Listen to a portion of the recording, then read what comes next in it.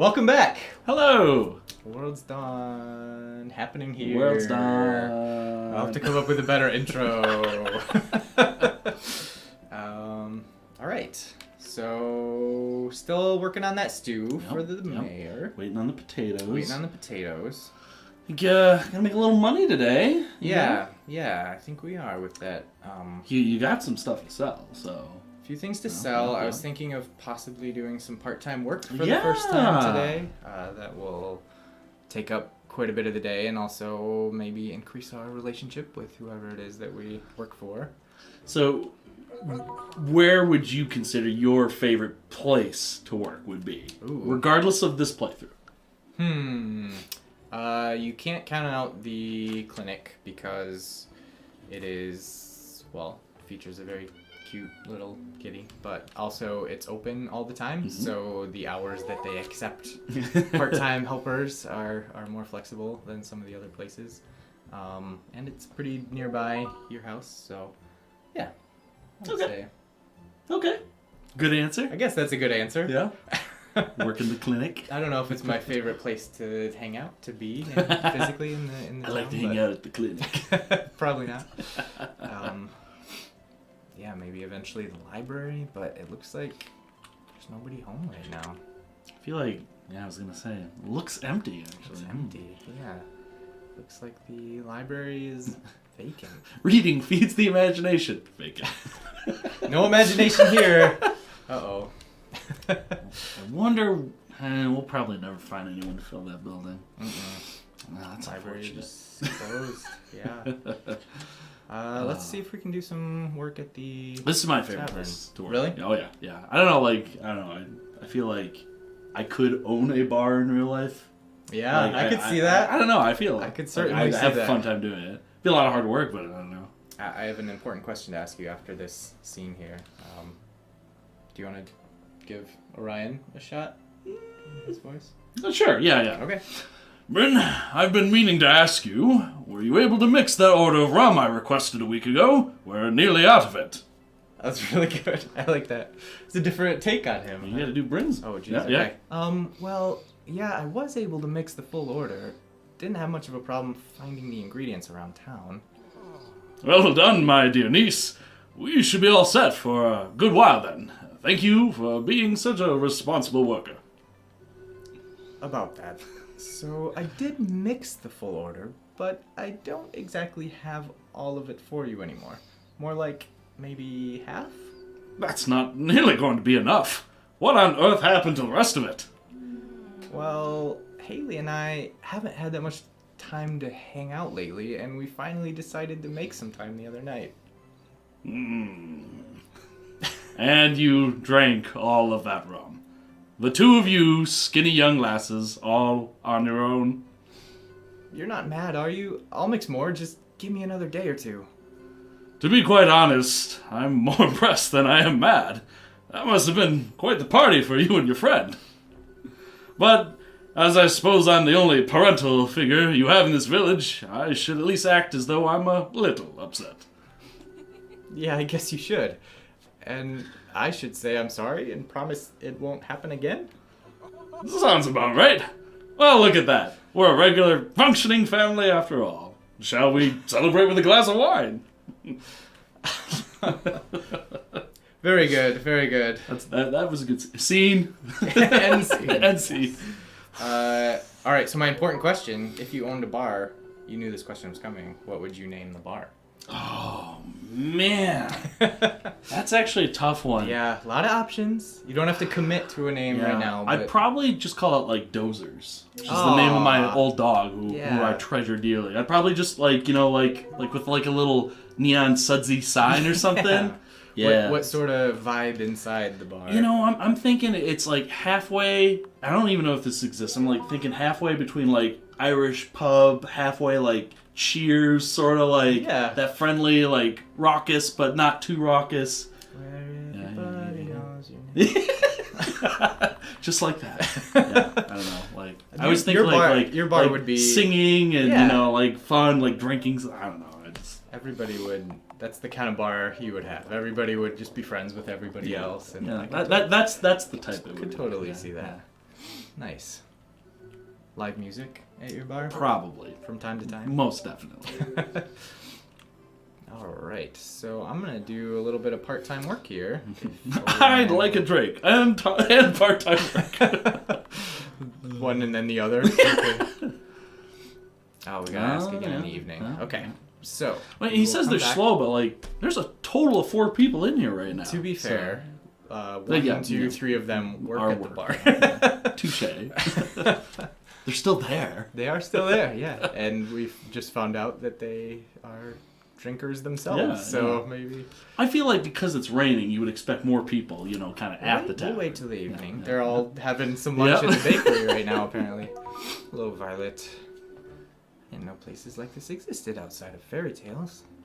That's so, like, meta. I just love it. It's like... You're in one. Yeah. You're in a fairy tale. Do you like art, Prophet? I love to paint using watercolors best, but I've dabbled with all kinds of artistic media. Do you like to paint? Are you, would you call yourself a... You know, I don't do it as often as I probably should. You? Same. No. I always wish I was an artist. Yeah, like, yeah. Like, I think, like, drawing, like, sketch, like, shade, like, pencil. Yeah. That kind of thing is what I tried it for, like a year and a half, many years ago, and I never really, I don't know, I ran out of steam. And yeah, it's easy to get discouraged because of just, you realize like how much time you have to put into it to get good at it, and it's frustrating when you're not as good as you want to be. And you know, the thing is it was always so hard for me to be like there's so many people who will always be better than anything I do, and it's like how could I ever like put something out there that I know is mediocre in comparison, and it's like I never really found my style, and it kind of lost steam, and you know it's kind of unfortunate because like you know, I mean, if I had stuck with it, who knows where I'd be. Well, it's never too late. I mean, you gotta obviously put in the time, but it's never too late to start putting in that time for sure. You know, like fantasy like artists, they're in high demand, you know, and I feel like I've got enough of a need for something like that. I always would have loved to have, you know, maybe a little of my own. Yeah, be able to do it yourself. Yeah.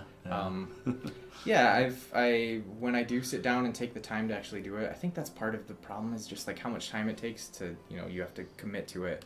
I always find it very meditative in a way, you know, when you're just like sitting and painting or drawing or whatever. It just puts you in a completely different state, which is, you know, I don't take the time to like just meditate or, you know, self-care, I guess they call it. Yeah, I think it's something I would certainly benefit from. I think everybody would.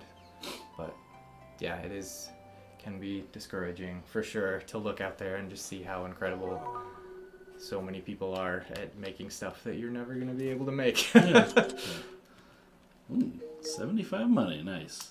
Not too bad. Now, you'll have to refresh my, like, have you ever like for the part-time work like thought of like having it be like a mini game or anything like that? I certainly did. Yeah. I mean, I feel like I know plenty of other examples of games that have done that kind of thing. Like, to me, I think like Fable, like back in the day, Fable 1, like I spent so much time like part-time work doing those mini games and stuff like that. Oh yes, I certainly would have loved to incorporate more of those. And I mean, there are mini games in the game, like there are. I mean, we play lockball, fishing and lockball, and like at a certain point you have to draw a line, I guess. But you say Fable, I remember serving ale. I think you had to like a frothy pot. Yes, I love that. I love how they, just the little. That's one thing Fable always did really well was like the little touches of character that just like made it fun to do for long periods, like way longer than you would think, and your multiplier's going up, and it's so exciting. Like so much gold on the line. Like, don't miss pour this one. So I certainly screwed up by not having enough money to order that blender yesterday. So we're just gonna have to keep using the blender at the bar, which isn't the worst thing in the world. It's not too far away. I think we probably know most of what we would glean from village life just by having played the game already, and for some of us having made the game. Some of us. Some of us. One of us. Raining again today. makes it easy to I'm gonna start crops. water. Yeah. Hopefully, knock on Yeah, I was wood, gonna cross say, our maybe fingers, it's get a couple today. white potatoes. Yay! Hey! There it is That's again. my favorite part. All right, I think I think you got everything you need for the stew. we do. Yeah. Yeah, I think I'm gonna run back Throw inside it in and the lazy cooker. make it right away. We You do know, have to put on high, about 6 to 8 hours. That stew's gonna Yeah, be we'll come back. fantastic. That is something that you don't have to do. Yeah. Immediately prepared. Another fantastical element of video games. Instant slow. Yeah. It's If cooking was that instantly easy in fast, real slow life, I would cookers. be a much better cook. All right, we've got our piping Nice. stew. Now, could you like eat that stew right You now? certainly could. You could, yeah.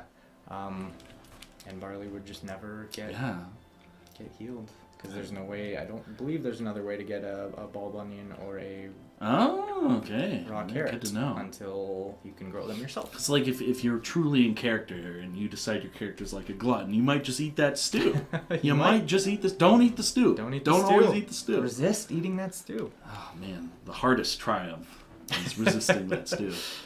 We can cook some stuff for ourselves Yeah. if you Oh want yeah. to. Plenty of options. All right, barley. Hello. Mmm. Have I got the thing for you, barley? Have this banana. It's like what? It's like, oh, thank you. It's lovely. That's what everybody's so nice in Sugar Blossom Village. I feel like if you gave them something they absolutely hated, most of them would still be really polite about it. So thoughtful. Yeah, that thank prophet you. is just such a Regift. nice guy. That is something I had to think about making the game. There is an element of,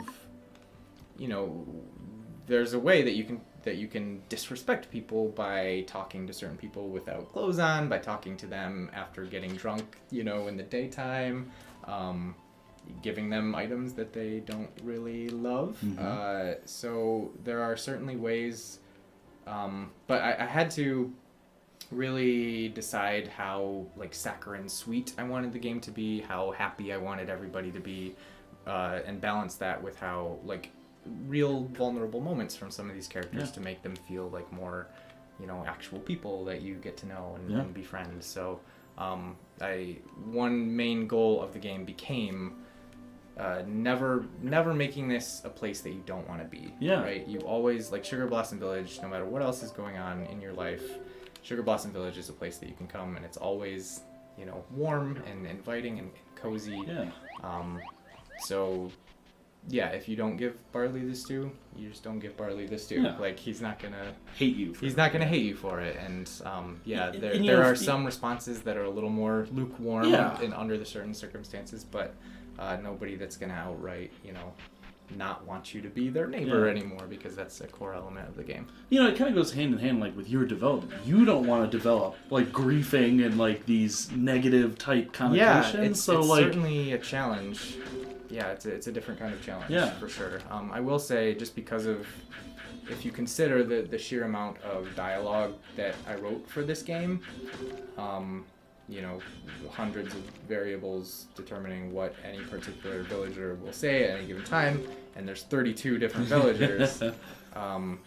By the end, I felt a slight craving for I want to tell more real stories. I want to give these characters even more, kind of vulnerable moments, instead of just always being commenting on how nice the springtime sun is. I wrote so many variations of it's a beautiful day out, that by the end I was kind of ready for something that you can sink your teeth into a little bit more. And honestly, that's a big part of A Story Beside, the next game, and it's going to include more real moments, more a little bit of that grit, but not not too much. I'm never gonna make The Last of Us, you know what I mean? Well, I'm never. Woo! I immediately went to the most extreme, I was gonna say, okay, version of it, but it's just not as incredible and impressive as that game is, and those kinds of games are. It's just exhausting to be in that world in a way. Yeah, absolutely. We spent some time mining.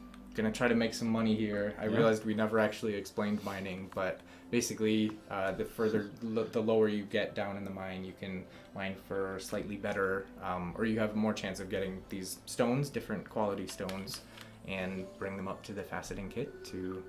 Some of it doesn't need explaining. Take pickaxe, hit rock. It's that simple. Fundamentals like that have been in gaming for as long as longer than we can even remember. You don't know. Maybe somebody who's watching this video has never played a video game before. I would love honestly, I would love that pure fresh perspective. That would be so interesting. I've had that idea for a long time of showing, I don't know, a parent or a friend who just isn't into games, like some of your favorite gaming experiences, and just seeing, not necessarily go in with a ton of expectations, not really tell them what the game is or what much about it, but just see their thoughts. I've done it a few times, like Journey is one of my favorite games ever, and showing somebody that isn't familiar with video games that for the first time and not even it's pretty awesome. But that would be a fantastic let's play series or something, seeing how somebody who has no familiarity with any of the systems that you and I take for granted because we've been playing games since forever. That'd be cool. There's been a few times where it's I've missed a big game or something that I should have played. Yeah. But then I went back and played, and it was the most interesting experience. Well, I missed it all the way back then, but it is me and my brothers, we were all sitting down, and believe it or not, I hadn't played Shadow of Colossus. Yeah. And I was just I feel like this would be the type of game I love, and my brothers were why haven't you played this game? Yeah. This is the type of game you love. Played it, oh my god. Well, it's great that you loved it as much. I mean, we've talked about that game before. It's great that you loved it so much, because a lot of times I think going back to it outside of the zeitgeist, years and years later, it's harder. It's they always say this about Friends, the TV show. If you've seen any sitcom since Friends, you don't really think Friends is all that great because they all kind of recycled some of it. Yeah, it's got that feeling. It's the prototype in a lot of ways for a lot of other modern things. So I could see somebody going back to Shadow of the Colossus, which also one of my favorite games ever, by the way. I have a thing for vast empty landscapes. That's I've realized that all my favorite games kind of have that through line. But I could see somebody going back to that game and not really quite getting what made it so special at the time. Or but yeah, it's awesome that you. I kind of want to play it again. You should. The PS4 remake came out last year. 2 years ago. Yeah. I just fall in love with that game every time I replay it. So good. It's interesting because when you're making a game that looks like Pokemon, you are still taking inspiration from all these other games that you love, no matter how different they are. There's so much about Shadow of the Colossus and Ico, and Last Guardian. Also, all of Fumito Ueda's games that I respect so much and care so deeply about, and I'm so I could talk for hours and hours on those games and why they're so unique within the industry. And I've taken a lot as a designer. I've taken a lot from them, which is those are influences you certainly wouldn't see on the surface level of a game like World's Dawn. But I kind of get the show don't tell. That's something I feel both what you've got here and some of those other games really have and I love that aspect of it. I'll geek out for just a minute. I promise I won't gush forever. But his philosophy is something he calls design by subtraction, where it's a very artistic way to view it, like an artist. He's a traditional artist, and his way of viewing it is the blank space on the page is equally important to the, when you're painting something, the gaps in between the drawing are as important as the drawing itself, because they allow you to really fully take in, the art. You can't just have every square filled. So, the basically putting so much importance on what you don't say, it's kind of, you said show don't tell. It's kind of simplified. It's that same concept. But I love that. Yeah. Well, we do have a question from a YouTube comment from Sleep On or Sleep Han. I don't know how to say it, but one of those two. One or the other. I'd like to know what made you take the decision of allowing same-gender marriage. I remember when I first played the game, I was quite surprised that it let you decide, since at the time it was not something that was very common. This is an excellent question. Your thoughts? Yeah. It's not the first time somebody has asked that question either. It would require probably a longer answer than I'm going to go into Fair. at the moment. But it was basically realizing that because it wasn't common in this genre. That's true. It was never allowed in a Harvest Moon game before. Yeah. And it's not something that I ever was forced to think about, because as a straight white male, I have been catered to my entire life by video games. I've felt represented in every video game I've ever played, because I was literally like the target demographic that was in every commercial. Yeah, absolutely. So I guess it was just kind of opening my eyes and seeing how important that was for me, and how the audience for this kind of game wasn't being catered to, wasn't being represented, and just how, honestly, how easy it is as a developer to incorporate. It's basically just flipping a switch and saying, like, why can't you romance anybody? Like, there's no mechanical reason why you can't. So there's absolutely no excuse, I think, for developers to not include options like that. I just love it too, because it's like, with something like this is so opening and inviting, it's, even down to those basic things that have, some real world, like, political ties to it. This, Sugar Blossom is still this open, inviting world. Yeah. And it should be no different with, gender, so. Anyone, that's what's so great about Sugar Blossom Village, and what's so great about, or what should be so great about video games, is just that anyone can play them, anyone can be welcome, and we could go into it. That could be a long answer. To talk about, how important representation is, and, some of the most incredible, lovely comments that I've ever received, messages that I've ever received, have been from people who said, how much it meant to them to be represented in a game like this, to be able to romance a man or a woman. And being a developer who's able to kind of give that out, that's awesome. Yeah, it's a good good feeling for sure. Great question. Great comment/question. Great question, and a great place to leave this episode. I think so. After doing a little bit of fishing there. So let's take a look at this episode's featured fan art. Let me bring it up here. Gotta get ready for this. This one, very nice, of Bloom and the player character. I love his expression. I was gonna say his expression is just like he's like mid-story. I love that. So this is from Pika Katsia on Twitter, who basically said they wanted more events with Bloom because he is too precious. I agree. I really love Bloom. Definitely would have liked to incorporate more character-specific events. I want to know like what you guys think the story he's telling right now. Like, I'm very curious. Like, oh man, it could be so many things.